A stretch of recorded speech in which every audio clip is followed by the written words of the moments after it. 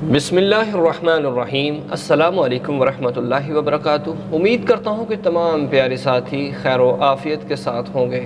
ہماری دعا ہے اللہ آپ سب کو سلامت رکھے، آپ سب کی دین دنیا کی مشکلاتوں کو، پریشانیوں کو دور فرمائے۔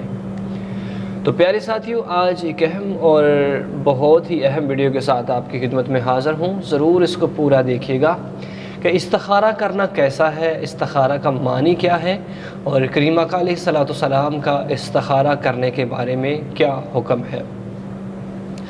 اس سے پہلے پیارے ساتھیوں، اگر چینل پر نئے ہیں تو چینل کو سبسکرائب کریں، ویڈیو کو لائک کریں اور ایک پیارا سا محبت بھرا کمنٹ ضرور کریں۔ اور اگر کسی خواب کے بارے میں، اگر اور کوئی معلومات کے بارے میں، وظیفے کے بارے میں اگر جاننا چاہتے ہیں تو ضرور ہمیں لکھیے۔ انشاءاللہ ہم آپ کو آپ کے خواب کی تعبیر بھی بتائیں گے اور وظیفے کے بارے میں بھی بتائیں گے۔ تو پیارے ساتھیوں، بعض دفعہ ایسا ہوتا ہے کہ زندگی کے اندر جب کوئی اسٹوڈنٹ یا کسی بھی موڑ پر کاروبار کرنا چاہتا ہے انسان، یا پھر نوکری کی تلاش ہوتی ہے، تو ایک وقت ایسا آ جاتا ہے کہ جب کوئی رشتہ نہیں مل رہا ہوتا، اور بعض دفعہ دو تین رشتے اکٹھے آ جاتے ہیں اور انسان کے ذہن میں یہ خیال ہوتا ہے کس سائڈ پہ رشتہ کیا جائے۔ دو تین نوکریاں اکٹھی مل جاتی ہیں تو بندے کے بندہ یعنی کہ ڈبل مائنڈڈ ہو جاتا ہے کہ کس جانب جایا جائے اور کون سا کام اپنایا جائے کہ جس میں ہمارے لیے بہتری ہو۔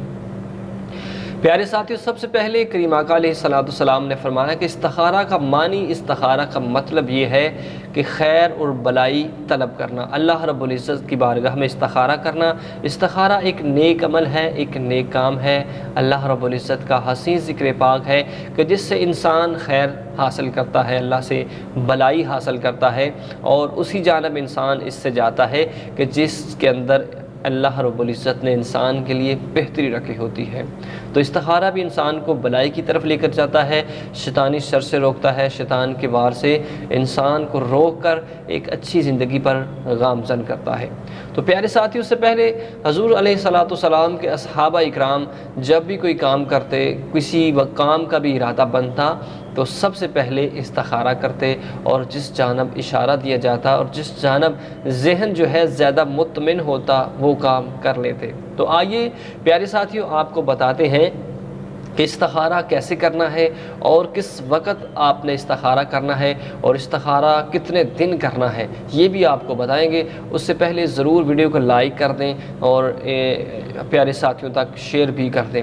تو پیارے ساتھی، استخارہ کرنے کے لیے ضروری نہیں کوئی بھی وقت، کسی بھی وقت جب آپ نماز کا ٹائم ہے اس وقت بھی کر سکتے ہیں، لیکن اس کا بہترین وقت یہ ہے کہ تنہائی کے اندر نماز عشاء کے بعد، تنہائی کے اندر بیٹھ کر نماز عشاء کے بعد سب سے پہلے 2 رکعت نماز نفل صلاۃ الحاجت، صلاۃ الحاجت، جو بھی کام کرنا چاہتے ہیں، نوکری کی تلاش ہے، کاروبار کرنا چاہتے ہیں، یا پھر کوئی اچھا رشتہ آ گیا ہے، تو اسی بارے میں آپ استخارہ کریں۔ سب سے پہلے 2 رکعت نماز نفل صلاۃ الحاجت، اور ذہن کے اندر وہ کام رکھیں، اور سب سے پہلے ثنا سے آغاز کریں، اور سورۃ الفاتحہ کے بعد 7 مرتبہ سورہ قدر پہلی رکعت کے اندر پڑھیں، اور دوسری رکعت کے اندر 7 مرتبہ سورہ اخلاص پڑھیں، اور اس کے بعد بیٹھ جائیے۔ ہو سکے تو کوشش کیجیے کثرت کے ساتھ 313 مرتبہ پیارے آقا صلی اللہ علیہ وسلم پر درود پاک پڑھیں۔